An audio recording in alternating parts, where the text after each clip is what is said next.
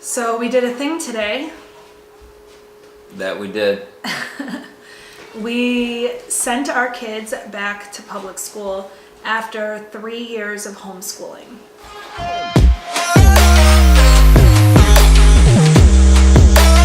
We're getting lots of questions about why. So we thought we'd talk about it today. Oddly enough, it really wasn't as hard as we thought it was going to be, but it was so much harder than I thought it was going to be. It was weird. Yeah, I think that we can go back. I mean, they had their first day today, and it went amazing. We documented it for you guys, so we'll be sharing that as well. But I think we wanted to cover. I think we wanted to cover what led us to this decision. Why would we give up on homeschooling or decide to quit homeschooling after 3 years of doing it? What do you think? What is like your number one reason, do you think? For sending them back to school? Yeah. I think they got to a point where, I think the four of them, Lisa and all three boys, got to the point where they just were completely lost in life.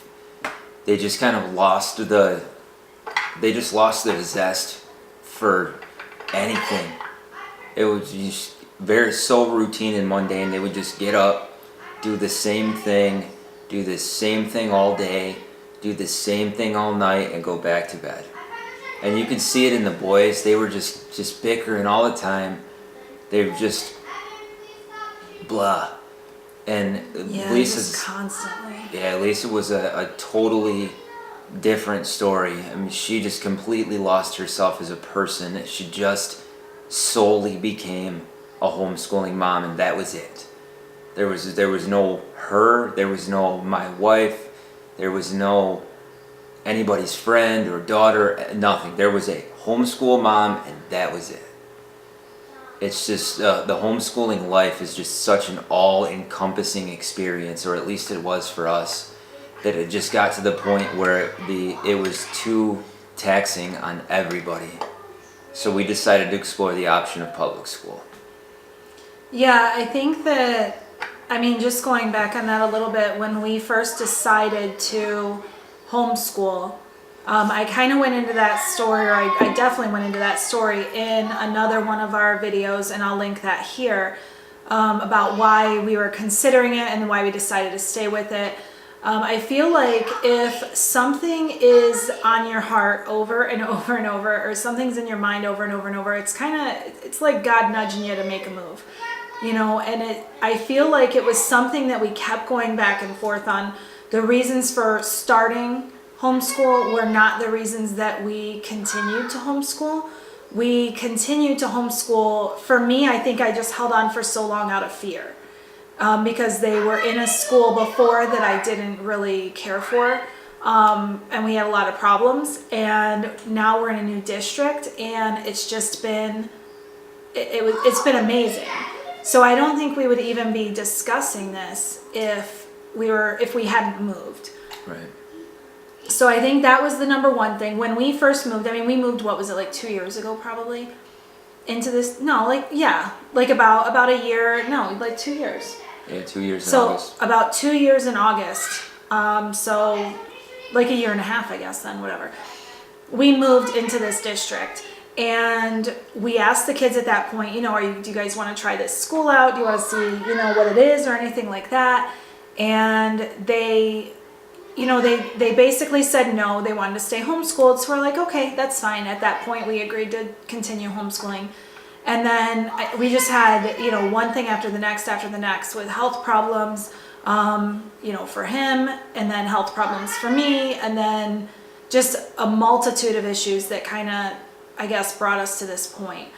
But it feels like we homeschooled for about 3 years, and for every single time, like every single moment, I'm trying to think of how to word this. We've homeschooled for 3 years. Every single year that goes by or month that goes by, it was just getting more and more taxing, like he said. So, I mean, at this point, we've been homeschooling for about 3 years, and it's just with every moment that passed, I feel like I lost myself a little bit more and more. You know, it just got to the point of where I'm completely miserable. I can't speak in the present tense because I'm not anymore, because we made this decision and immediately it felt like a weight had been lifted off of me after we finally came to the decision to do it. It was just so complicated. Like, I wasn't the wife I wanted to be. I wasn't the mom I wanted to be. I wasn't myself at all. I was just very depressed and very anxious, and I don't even, what other words could you use to describe it? Yeah. Miserable. Yeah, there's no specific adjective to explain it, but as an example, she just completely lost herself as a person, to the point where Evan, one of his favorite questions is coming up and saying, "Hey, what's your favorite thing to do?" So he'll ask 5, 6, 7 times a day. Yeah. And you know, he would come up to Lisa and say, you know, "What's your favorite thing to do?" And what's your answer? Well, I don't know, no. Long romantic walks at Target, Starbucks. No, what's the favorite one? Pee alone. Right. That's what she would always say, is to pee alone. And that wasn't even a joke. That was serious, because for some reason these guys don't view that bathroom door as being a barrier. They think it's a challenge. So they just save all of their questions until they can yell them at you through a door. So, you know, like, that's no way for anybody to live. When somebody says, "What's your favorite thing to do?" you should say, "I don't know," because you've got 4 or 5 different things that you have a passion for in life, instead of, you know, "I just want 2 minutes where I don't have to talk." Yeah. You know, or think. Yeah. I just want to be mindless for a minute. Yeah, I think it's hard too, because no matter how much he does, it doesn't even matter, because they will literally walk by him, standing in the fridge, looking at something. They will walk right by him and come get me, like, out of the shower to ask me to open a cheese stick. There's literally 2 specific examples I can think of. One time, I was standing by the sink in the kitchen, and they come through the kitchen and stepped on my foot to get to her, to ask her to do something. Yeah. And then she says, "Why didn't you ask your father?" And then they look at her and say, "Is it okay if Dad does this, Mom?" I'm not just here for my good looks. Yeah, it's ridiculous. And then there have been other times where almost the same, but I'll be standing dead in the middle of the kitchen, and I will say to them with my voice out loud, "Bring that to me so that I can help you." And they will come and walk into me as if I am just a ghost that magically appeared before they took that next step. They will run into me and then walk around, not even acknowledging that they ran into me. And then they will go to her and ask her. Or they'll say, I'll be the one that says, "Bring that to me," and I'll do it. And they'll take it to her. "What'd you say, Mom?" Yeah. That's not even an exaggeration. Completely real. It just was getting to the point of where it was too much. I mean, 24/7, 365, and you're, you know, with them. And then, like, I feel like I wasn't even able to be mom anymore. I was just teacher. And everything would weigh on me for if they were struggling in school. Okay, that's going to be my fault, or I'm going to have to be the one to harp on them to do more, or to do, you know, something a little more involved to learn, or more practice, or whatever the case may be. And it just became just very overwhelming. Was that Liam? Or I didn't even see who it was. Flash. I just saw like a light go across. It's just it just became very, very taxing. And I feel like my motherhood was taken from me. I feel like my joy of being a mom was taken from me and stripped of me, and I was not allowed to enjoy them anymore, or enjoy our days anymore, or enjoy my husband anymore, because when he got home, I'm like, peace out, I need to leave, which I never would leave or whatever, but you know what I mean? Like, it was just like, you're just so done with the whole day, because it was just so taxing on our whole family. And 24/7 with them next to each other, you know, fighting. It was like I was just a referee all day long. And you know what? It got to the point where she got super defensive about everything, and rightfully so. Because, and this is one thing I will always stick up for homeschool parents, because we will forever be homeschool parents, even though the fact that our kids go to public school. We still firmly believe in homeschooling. It just didn't work for us. Our time ran out and we needed to make a change. And we got to the point where we weren't afraid of the change anymore. It became worth it.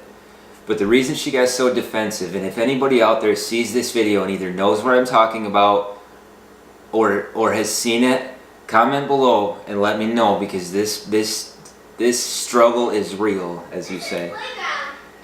It feels like every homeschool kid gets challenged. And they're just responsible to know everything that there is to know.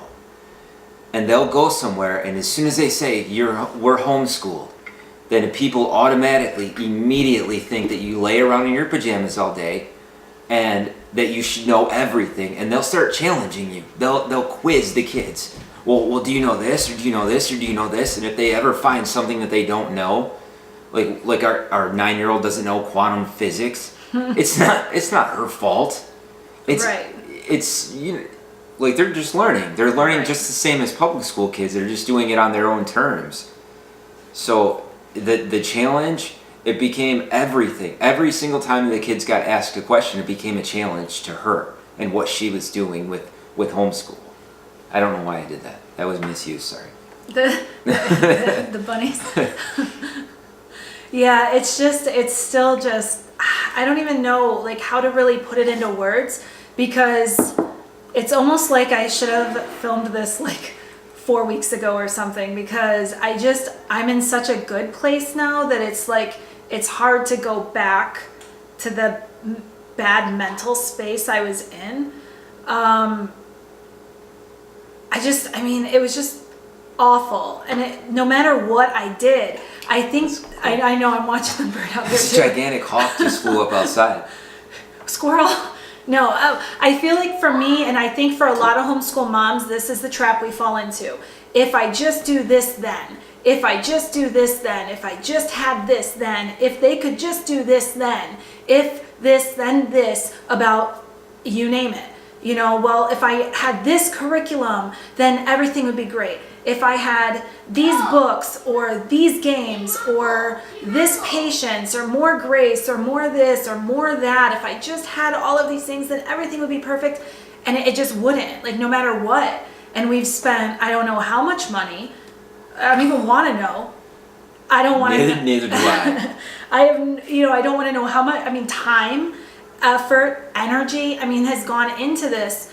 And I feel like it was just, again, if something is on your heart, like I said in my last video, I did not feel called to do this. I did not feel like God wanted me to homeschool. I did not feel led to homeschool. We just did it out of necessity at the time. And then we just stuck with it out of fear of being put back in that place for the reason why we pulled them out to begin with. Yeah, we were talking about, we talked about this decision back in November of this year, because her health had degraded so far that we were doing it kind of out of desperation and necessity at the time. We were able to get her turned around for the time being, so we said, oh, okay, we can backtrack, they can stay homeschooled. Because at that point, we were making decisions based on continuing to do what we've always done. But if you've seen the video that I put out when I lost 100 pounds, in the video I said, if what you're doing is not getting you the results that you want, then do something different. And we both kind of one day looked at each other and said, okay, this is not getting us the results that we want. What should we do? We tried every curriculum out there. We finally found a great one at the end of our time homeschooling, but it still didn't work. We came up with a new schedule and it didn't work. We rearranged the schoolroom 2 or 3 different times and it didn't work. You pick. We I tried feel like, it all. yeah, no matter what, it didn't work, and it wasn't the fault of any of that. My heart is not in it. And their heart wasn't in it either. My heart wasn't in it. Their heart wasn't in it to put forth the effort they needed to put forth. And my heart wasn't in it because I was losing myself more and more every single day. And I didn't get to be mom anymore. I didn't get to be the happy woman that he married. I didn't get to be any of those things anymore. And I started resenting it. I started getting, frustrated or angry with all of these little things because it's just so frustrating. And that's like, I don't think we didn't talk about it in a different video. I think we recorded it, but decided against it. But with him losing 100 pounds, that was something where I had so much resentment because I'm very proud of him. I was very proud of what he did. He worked really hard.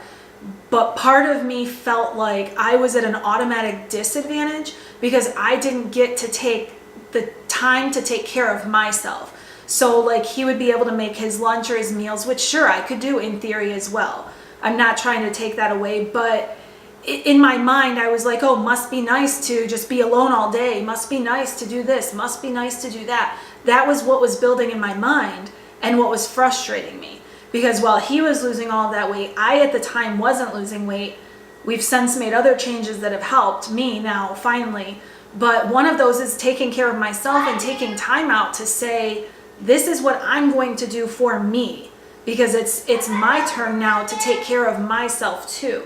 And make myself happy and healthy and all of those things. So I think the resentment between the two of us, even though he's very hands-on and very helpful, it was like, how would you describe, like an unnecessary resentment, but like I couldn't avoid it. I couldn't not feel that way because I was just very jealous, I guess, of the fact that he had time or what like perceived time to do those things and I didn't. It's not even a time issue, it's a commitment issue. Because for me, I work 6 to 4:30, 4:10, so I would get up at 4 o'clock. And I would have you basically an hour and 15 minutes in the morning. So I would get up and I could shower alone, quietly. I could read. I could pack my lunch and head on out the door and not have to talk to a single person. Nobody's asking me to do anything. It's completely, my only commitment was me. And from the second she woke up, she had 3 commitments ready. Immediately. No matter what time I would get up either. It's not like I'm trying to sleep until 8 and then wondering why these guys are beating me up. It wasn't that. Beating me up. Like beating me awake and beating me up figuratively. But yeah, I think it was like no matter what I would set it for, like I would get up at 5 and or 5:15 or 5:30. Like I've tried all these different times and like within 10 minutes I hear the footsteps running upstairs. It was like no matter what, I could never get the time without them. And it was just, I think that was hard on us too, was the resentment, that we had about that. Yeah. And I think, or that I had rather. Yeah. I think we eventually got to the point where we felt comfortable making the decision because we realized that we weren't getting the results that we wanted. I guess some of it had just kind of run its course. I think basically we got to the point where we collectively as a family got to the point where we decided that public school would be something that we would discuss because the boys were just longing for somebody to connect with. Mm-hmm. They had no idea. That's why Evan's favorite question is what's your favorite thing to do, is because he's just doesn't have the ability to come up with something on his own just because he just lacks that creative interest. And the same can be said for any of the boys. That's just the most pertinent example right now. And we realized that we weren't getting the results that we wanted. We wanted to homeschool them. We had so many great ideas and so many great motives when we originally started to homeschool. But once we got in the grind and realized this is kind of tough, we weren't going to be able to go to museums all the time and do field trips and, you know, all this other stuff it's an opportunity available, but a lot of the pressures started to set in, which really stifled a lot of that. Well, yeah, I think that that's one of the main things is like people say that, you know, homeschoolers are unsocialized, and I don't agree with that one bit. I think that they're plenty socialized. I think my kids can talk to kids younger than them, older than them, adults, any age at all. I feel like our kids are plenty socialized. I think the problem steps in though with today, like they went to school all day and they got to play with kids all day long and like interact with kids all day long. When you're homeschooled, all that pressure is on me. The pressure is on the mom to make sure that they get to go places and they get to meet kids. And that is a lot of work. Like I have to go like set up these groups and go to groups and do all this extra stuff. And it's like half the time I feel like I can't even take care of my own house, let alone go and try to like facilitate all of these like gatherings for my kids and stuff. It just doesn't work that way. So I feel like that's where a lot of the issues come in as well, because it's like you have to be more intentional about what you're doing and setting up for them. And I think that just became a lot more of a problem as well. Like I just don't want to. I don't even know how to explain it. I just don't want to. You know, it's like sometimes you just don't want to. It's just none of those friendships formed organically. We would have to like, we would almost have to like online dating. You know what I mean? We're gonna have to vet all of their friends and sort all of this out and figure out, well, this kid's a good influence and this kid's not. So discourage that one and encourage this one. Whereas today, they just went to school and they came running down the hallway and gave us big hugs and they said, Mom and Dad, we gotta hurry up and get home because we made all of our new friends that we can play Fortnite with. Which is probably not exactly what we were looking for. But I'm not gonna say it's not what we were looking for. Right, yeah. This house has been crazy since they came home. Liam jumped up at the countertop and did homework. Yeah. Weird. Evan sat down and read a book. They've been going crazy talking to kids that live right here in our community to play Fortnite with. And then these same kids that they're playing with right now, they're going to see tomorrow at school. And they're going to see Sunday at church. And they're going to see Wednesday at Kids Club. And we've got all of these community activities that all of our community is going to be at. And now they have all of these friends. And they have that connection on their level.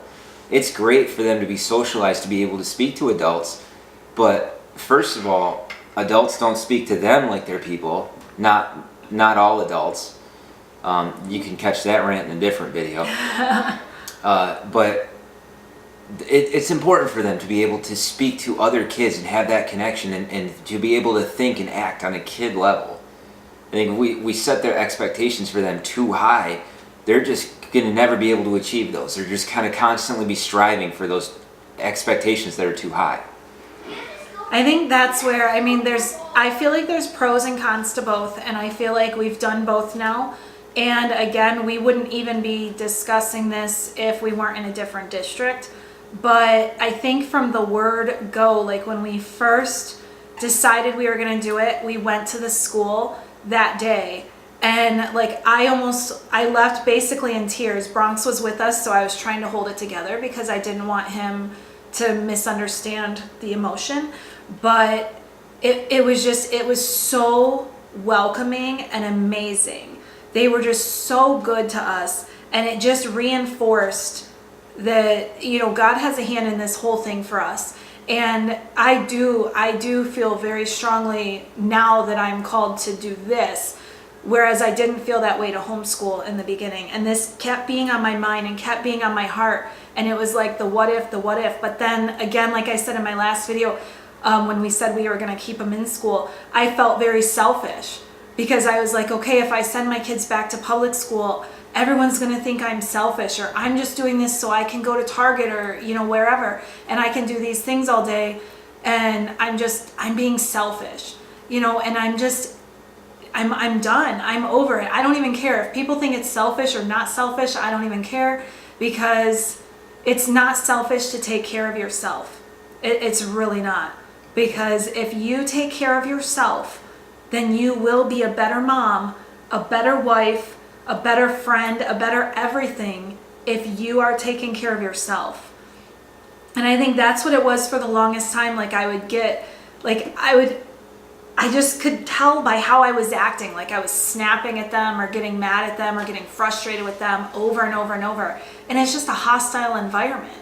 You know, it's not entertaining because it's like, okay, just go play Fortnite or just go play on your Kindle or go do this. Just give me a minute, just give me a minute, just give me a minute.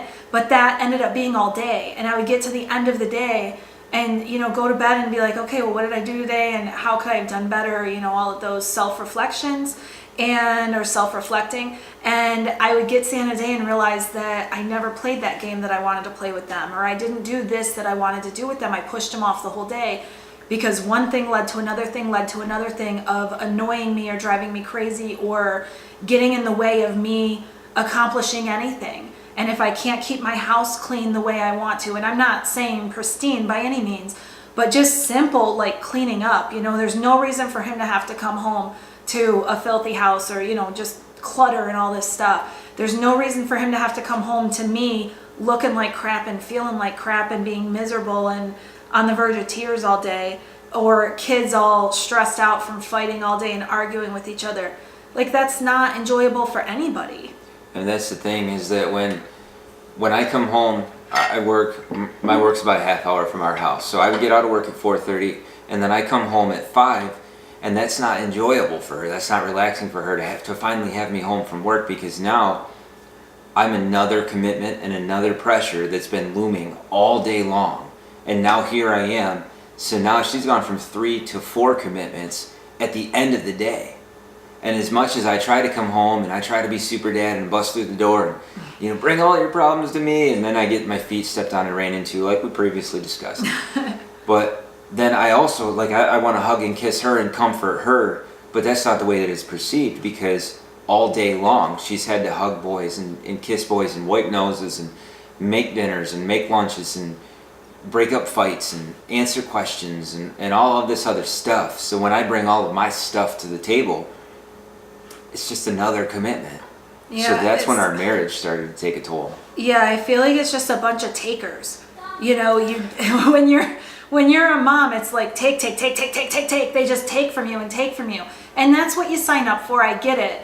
But it's very, very important to me that there's enough of me left at the end of the day for him.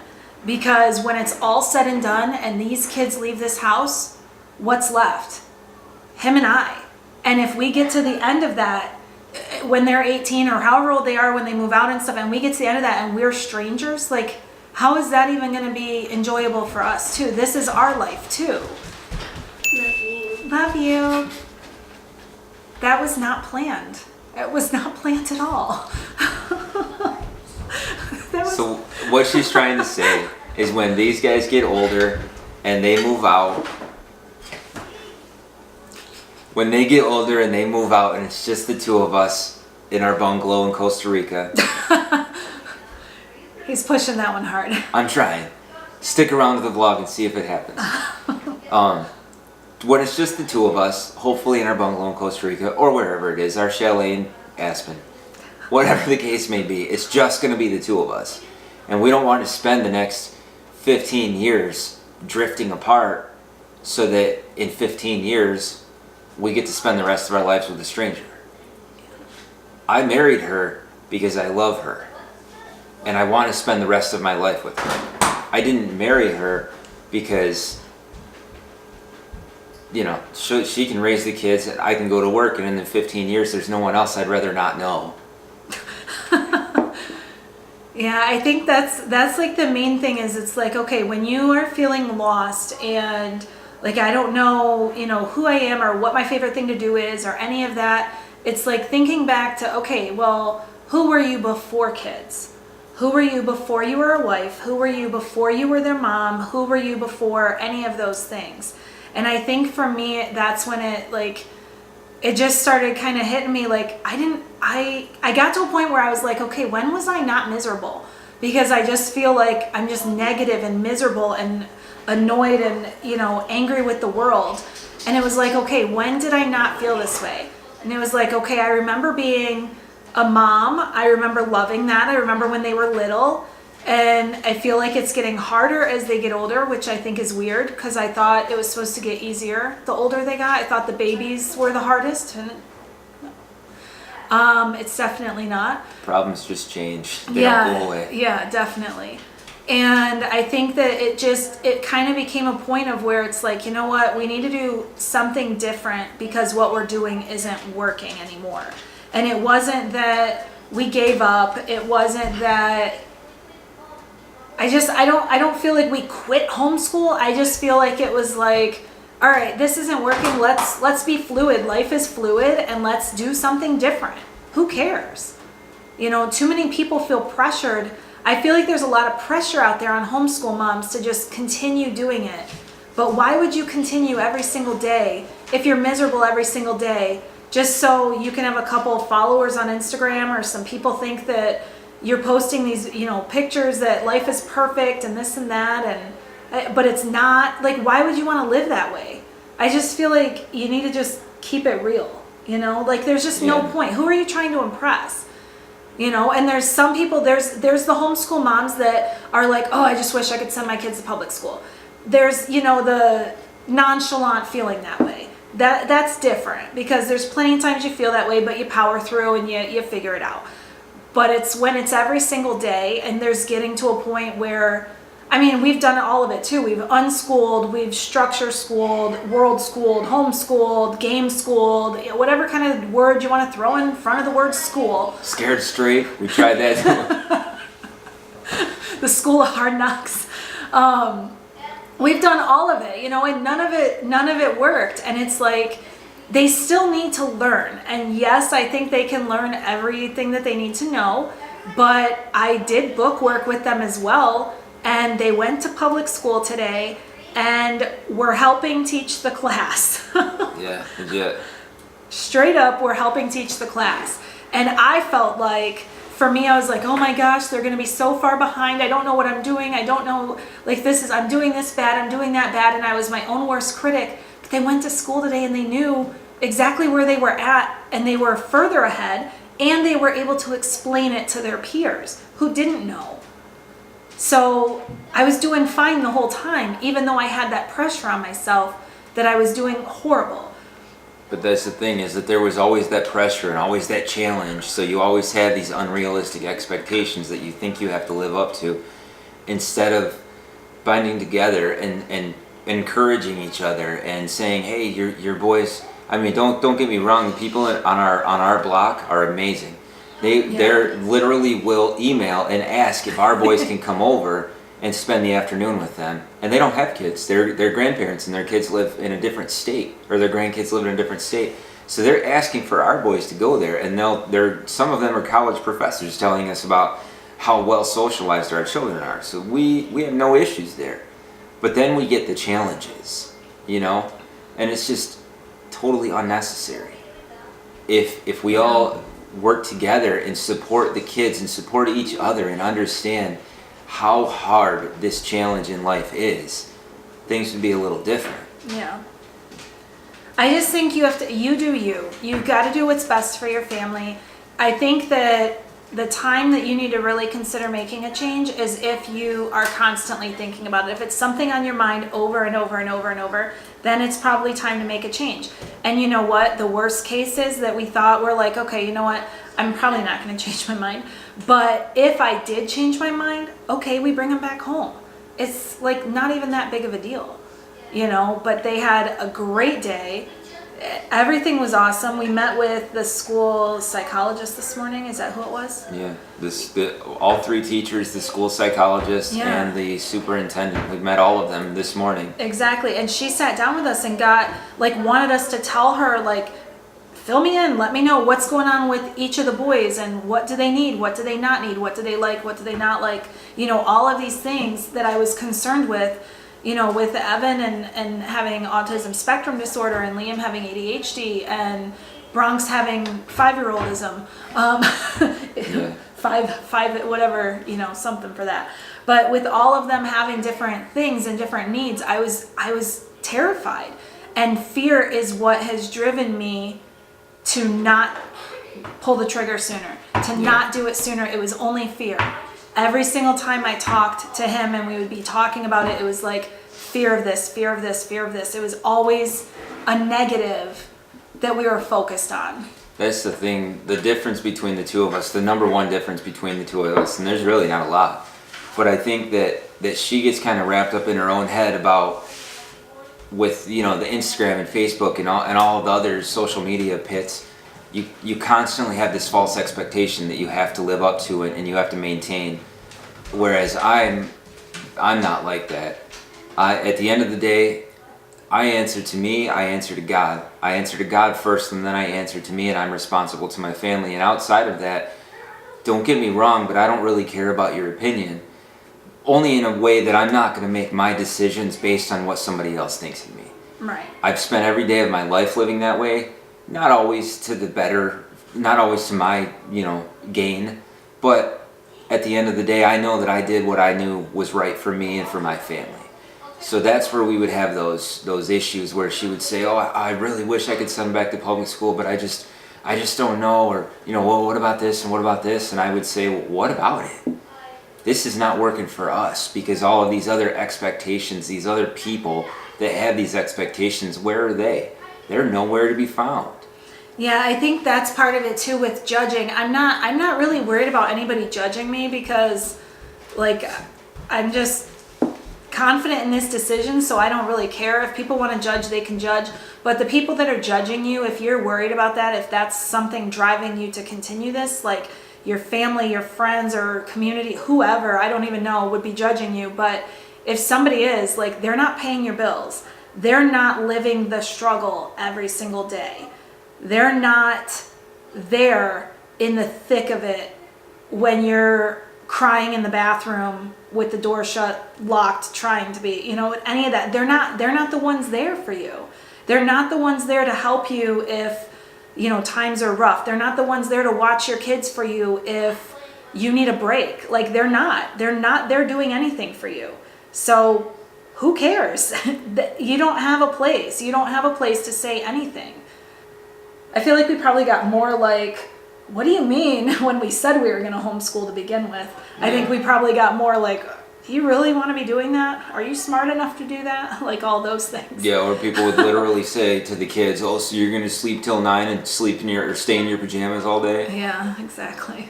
Because that's what we do. Basically, the bottom line is as if you're a homeschooling family, hats off to you. I really have a lot of respect for you. We've been there, we've done that. And we, again, just like we do with everything, we give it our all. We Absolutely. were 100% fully committed to see this thing through to the end. Unfortunately, or however you want to view it, for us, we've come to the end. We're at the point where we closed that chapter and started a new one. You know, like I already said, or I will say in another video, you guys will see it. You will or will haven't, I don't know. Either way. This is just the end of a chapter for us. So if you're a homeschooling family, again, you have all of my respect. If there's anything at all that we can do to show our support, please reach out to us. Comment below, find her on Instagram, find me on Instagram, email us, whatever we can do. You have got our full support. Yeah, we're not trying to discourage anybody from homeschooling. I just think this is a topic that is like thought about every day or quite often from homeschool moms, but never discussed. If you try YouTubing and stuff, you don't find it. That's because you don't have anybody to make that decision for you. If somebody called up and said, "Okay, well, I can see you've completely lost yourself and you're basically a shell of a person, so it's time for your kids on Monday, the bus will pick your kids up and they'll go back to school," 90% of the parents out there would make the decision to send them back. Hello!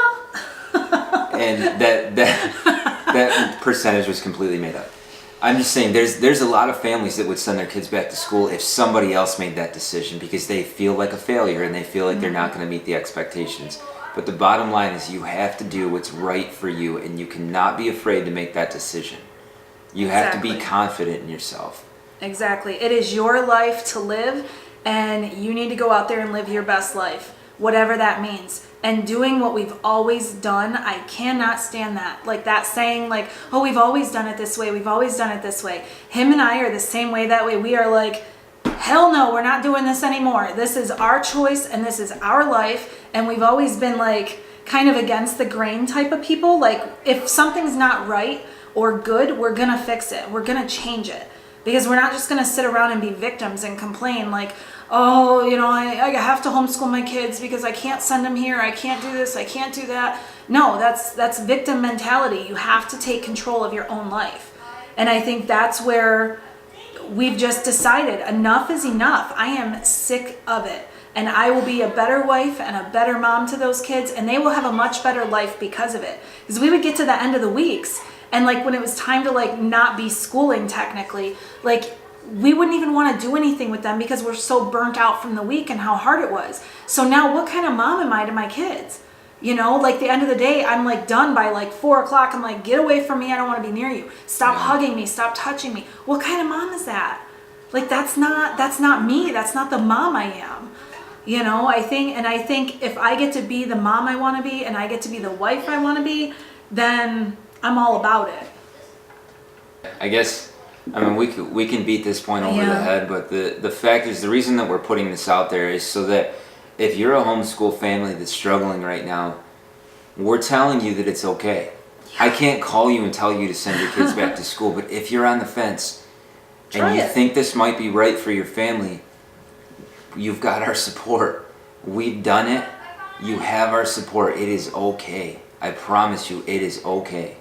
And if you're a family that's on the fence and you're thinking, maybe we want to stick this out, again, you have our support 100%. Only you know your family. And only you know what is best for your family, and let that guide your decisions. Shut down Instagram, shut down Facebook, Snapchat, Twitter, YouTube, except for our channel. All of the other any garbage. Negative, just negativity, any negativity, get rid of it.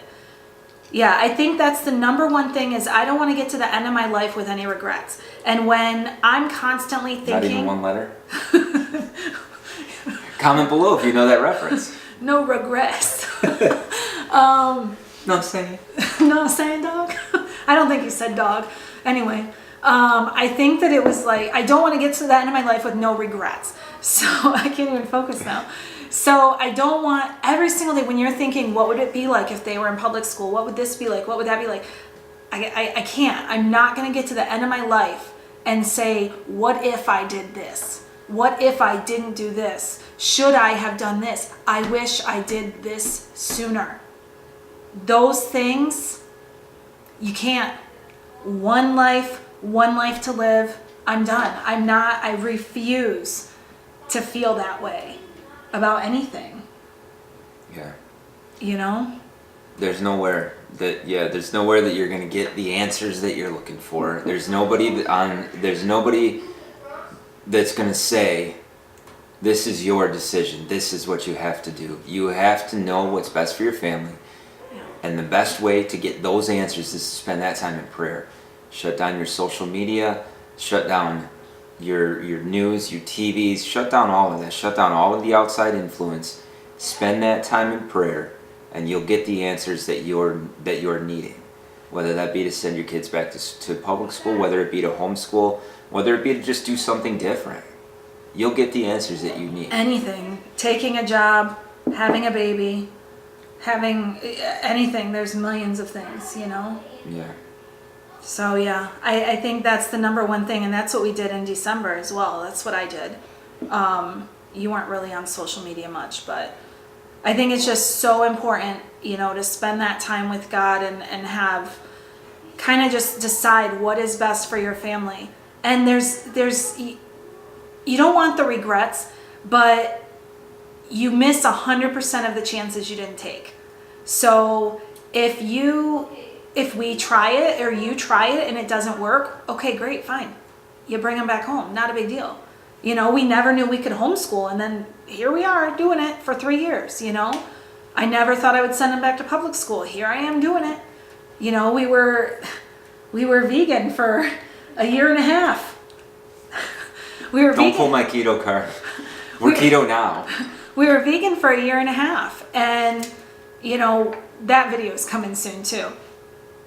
You know, and we did it to our fullest, because that's one thing, is giving it 100%. And then you don't know until you do something. So we think 100% this is the best choice for our family. Our kids had an amazing day today. They haven't fought once since they've been home. They were excited to see each other. They were excited to talk about their days. You know, I think that it was just a great day. And not every day is going to be like that. I mean, not every single day is going to be an amazing day at school, just like it's not at work. But when 100% of the homeschool days were rough days, I'll take a one off, you know, with public school and stuff like that. Yeah. As long as you're going to break out famous quotes about missing 100% of the shots you don't take, ish. I'm going to go back to my old faithful. It's the one I live my life by. Theodore Roosevelt. You know it. Say it along with me if you've seen any of my videos. I love it. The best thing you can do is the right thing. The next best thing you can do is the wrong thing. But the worst thing you can do is nothing. You are 100%. Hold on, let it linger. It's genius. I love it. Okay, go. You are in charge of you. So you make the decisions for you. You make the decisions for your family. And you go from there. And I think that that's the other thing, is Rachel Hollis says it all the time, is that someone else's opinion of you is none of your business. And I like that. I like it too. Did you know? You don't know much about Miss Rachel Hollis, do you? You don't know much about Mr. Theodore Roosevelt. He got shot in the chest, delivered his speech, and then went to the hospital.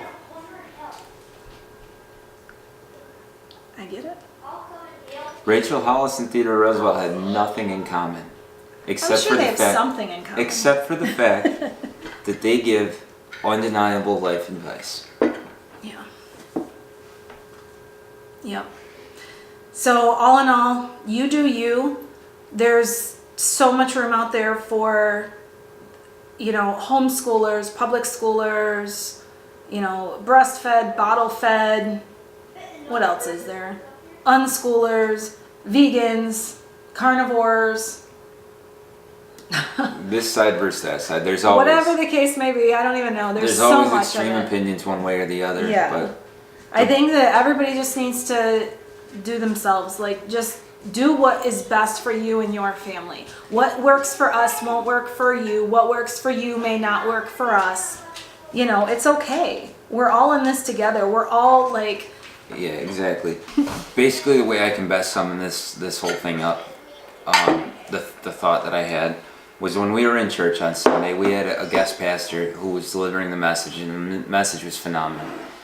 During the message, she was talking about love your neighbor as yourself, but she was saying that over in Israel or Iran, one of the eyes, I don't remember specifically because the statement was so profound that I forgot where it came from.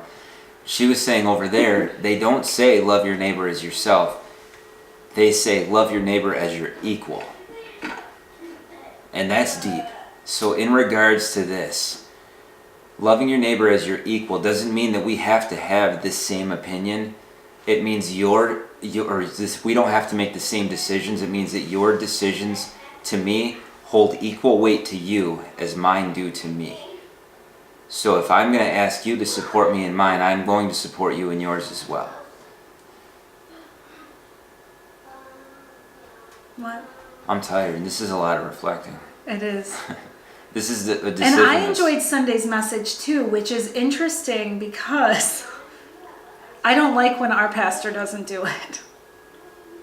I don't like guest pastors. Pastor West, if you see this, you are amazing. And you always... You're our favorite. You always give us the message we need when we need it. And this, I know. Isn't that so weird? How does that work? Sorry. This Sunday, the guest pastor that we had was phenomenal. Yep. And it was made us realize that it's God that delivers the messages that we need when we need them. 90% of the time, it's Pastor West that delivers them. That's all I have to say about that. Yeah, so you, do what's best for your family, but if it's something that's on your mind and you can't quite shake it, maybe it's God telling you he's trying to help you out here. The old boat, what is it? Boat, kite, Yeah. plane. Yeah, no. We'll save that for another video. It's too much for this one. Basically, if you're a family, a homeschooling family that's on the fence, and you're thinking that you might want to stick it out, then I think you should do that. If you're a homeschooling family that's on the fence and you're leaning towards wanting to try public school, then I think you should do that. It's okay. And I'm telling you right here, right now. Quote It's okay. me. Quote me on this. It's okay. I promise you it's okay. And it will be fine, and they will be fine. And they will thrive. No matter what you do, they will thrive. So, if you have any thoughts about this, if you have an opinion about us sending our kids back to public school, or you have stories, or you want some advice, or whatever the case may be, you know where to go. I didn't mean for that to come out the way that it did. Well, unless they're gonna say mean stuff, and then yeah, you know where to go. Yeah, you know where to go. No. If you're gonna say mean stuff, then say that too. I encourage you to try to have a healthy dialogue so that we can express our opinions. We can discuss this back and forth. It'll be fun. But if you just want to be nasty, then save that drama for your mama. Yeah, ain't nobody got time for that. So, if you have comments, opinions, whatever, head down to the comment section. We'll try to respond to everything that we can. Like the video, share the video. Follow along with us. Subscribe, hit the bell so you can get notified when we upload a video. I didn't screw that up this time. Follow her on Instagram, follow me on Instagram. Yeah, all the good. This is going to be interesting. Today was interesting, and we filmed the whole thing, and it'll be interesting to follow along and see where life takes us, because this is definitely a God thing, and a lot of interesting things have happened. God has a hand in everything, and I feel like the peace that we have with our decision is only a peace that God can bring you. You know? I knew. I love you. I love you too. I love you more.